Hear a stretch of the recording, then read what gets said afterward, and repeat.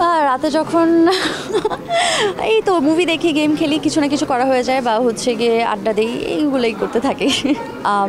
জঙ্গলমাটির চারিপাশে গাছের মধ্যে হচ্ছে বৃষ্টি সিন করা খুব ডিফিকাল্ট, কারণ রেইন মেশিন অনেকগুলো এনেও হচ্ছে গিয়ে বৃষ্টি দেখা যায় ফোটা পড়ছে, সো অনেক ডিফিকাল্ট হয়ে যায় পরে আমাদের। এই যে এটা পুরোটাই একটা ফালতু কথা আমি বলতে চাই, কারণ হচ্ছে গিয়ে আমি জানি না এটা কে কীভাবে কোত্থেকে শুনেছে বা কি, আমি কারণ আমার নিজের কানে তো এরকম কিছু আসে না। অনেকদিন পরে নিজেকে দেখে প্রথমবার যখন দেখেছিলাম তখন হচ্ছে গিয়ে বয়স এত কম ছিল যে শুধু কান্নাই করেছি, অ্যাক্টিং কী হয়েছে না কেমন কী হয়েছে এত কিছু মাথায় ঢুকছিল না।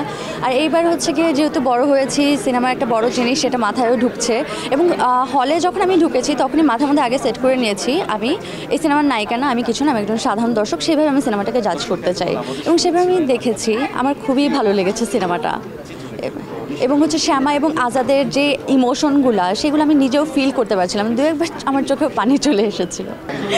এটা অ্যাকচুয়ালি এখানে হচ্ছে গিয়ে একটা মজার বিষয় আছে যে হচ্ছে গিয়ে আমারও ইনসোমনিয়া আছে, এবং হচ্ছে গিয়ে সোহেল মণ্ডলেরও ইনসোমনিয়া আছে, বাস্তবেই আমাদেরও আছে, এবং এই সিনেমার যে ডিরেক্টর তারও রাতে ঘুমাতে প্রবলেম হয়, আমাদের তিনজনের হচ্ছে এই প্রবলেমটা আছে।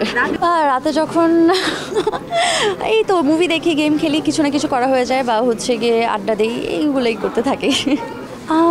অ্যাকচুয়ালি এতগুলো দিন একসাথে কাজ করেছি, অনেকগুলো এরকম ঘটনা আছে, স্পেসিফিক করে বলতে গেলে ওরকম করে মাথায় আসছে না, কিন্তু হ্যাঁ, আমাদের বৃষ্টি সিনটা করাটা নিয়ে অনেক রকমের হ্যাসেল গিয়েছে আমাদের।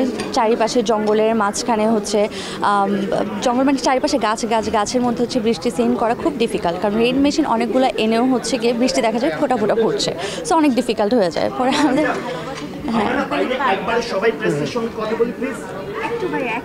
সুবর্ণা বাইরে না, গরমে আপনাদের জন্যই বসে আছে। যাই ওইদিকে, সুবর্ণা ম্যাম সিনিয়র একজন মানুষ, আমরা ওইদিকে যাই বরং। আমি খুবই হ্যাপি হব, কারণ ওদের মাঝে যে কেমিস্ট্রিটা আমার কাছে লক্ষণীয় ছিল, এবং যেটা খুব ভালো লেগেছে, শ্যামা এবং আজাদের মধ্যে সেলফলেস লাভ আছে, ওরা নিজে লাইফ স্যাক্রিফাইস করে একজন আরেকজনকে লাভ করতে পারে, সেই ভালোবাসাটা কিন্তু আমরা খুব একটা দেখতে পাই না বাস্তবের লাইফে। সো এরকম ভালোবাসা যদি আমি পাই, আমি খুবই লাকি ফিল করবো অবভিয়াসলি। এই যে এটা পুরোটাই একটা ফালতু কথা আমি বলতে চাই, কারণ হচ্ছে গিয়ে আমি জানি না এটা কে কীভাবে কোত্থেকে শুনেছে বা কি, আমি কারণ আমার নিজের কানে তো এরকম কিছু আসে না।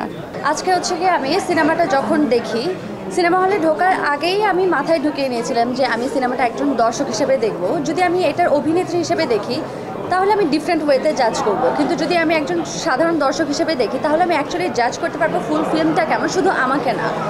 তো আমি সাধারণ দর্শক হিসেবে সিনেমাটা দেখেছি, এবং আমার কাছে পুরোপুরি একটা উপন্যাস পড়লে মানে যেরকম ফিলিং হয়, আমার ফিল হচ্ছিল একটা উপন্যাস আমি সামনে থেকে দেখছি, এতই ভালো লাগছিল আমার কাছে। এবং শ্যামা এবং আজাদ, শ্যামা আমি যে ক্যারেক্টারটা প্লে করেছি, আজাদ হচ্ছে সোহেল মণ্ডল যে ক্যারেক্টারটা প্লে করেছে, এদের দুইজনের যে কেমিস্ট্রিটা, দুইজনের যে একটা ভালোবাসা, সেলফলেস লাভ, আমার দেখতে এত ভালো লাগছিল। মাঝে মাঝে এদের ইমোশন দেখে আমার নিজের চোখেও মাঝে মাঝে পানি চলে আসছিল।